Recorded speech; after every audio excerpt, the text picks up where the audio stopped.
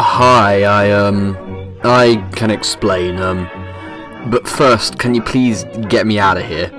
Thanks, so why was I in the fridge?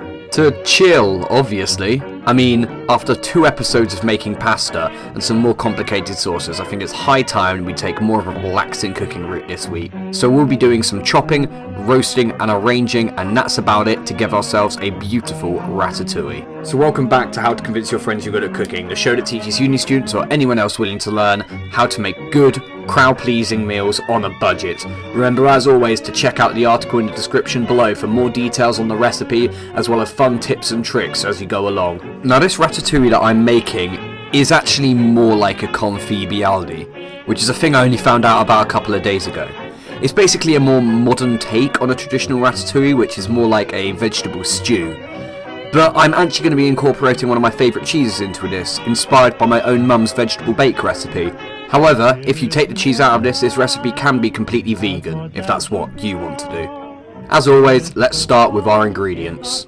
Peppers, brown onion, garlic, tinned tomatoes, vegetable stock, fresh thyme, courgette, aubergine, fresh tomatoes, olive oil, salt, pepper, and rosemary. So to get started, preheat your oven to 180 degrees Celsius. You want to cut up your peppers and onions into chunks and then throw them into your roasting tray along with your garlic cloves.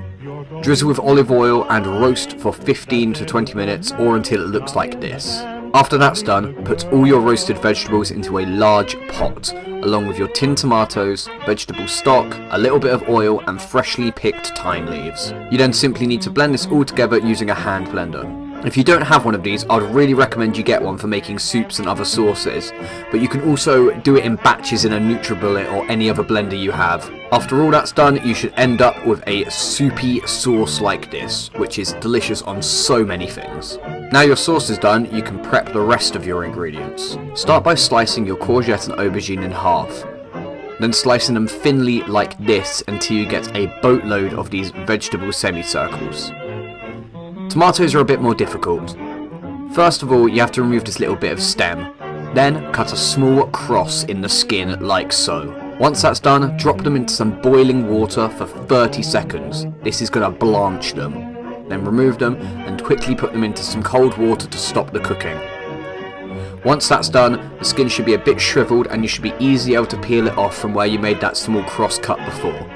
After that, cut it into the semicircles like the vegetables you did before, and get your halloumi and cut that thinly as well. I'm using a chili halloumi here, but honestly any halloumi will do. Now you're ready to assemble. Cover the bottom of your baking dish with your sauce like so. And now you can begin to arrange your vegetables and halloumi. And if you do it in a cool montage like this, it should take you less than 20 seconds.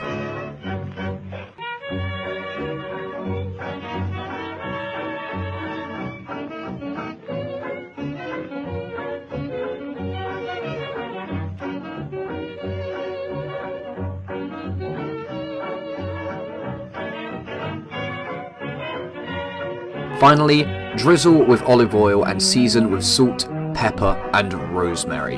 Now place a piece of baking paper, try saying that 5 times fast, that you've cut to fit into your baking dish over the top of your vegetables and you are ready to go. Pop it into a 100 degrees Celsius oven and bake for 90 minutes. For the last 10 to 20 minutes, you want to take off the baking paper so the vegetables can crisp up a little. This will give you plenty of time to do all your dishes and watch the rest of my videos if you want to. So take it out of the oven, plate up a generous portion, and serve. As with all the dishes that I'm doing on this, it should serve 4 to 6 depending on appetites. So thank you very much for watching this guide, and be sure to like and subscribe if you want to see more content like this. Comment down below what you would like to see another time, and be ready for next week when I'll be tackling all things egg related.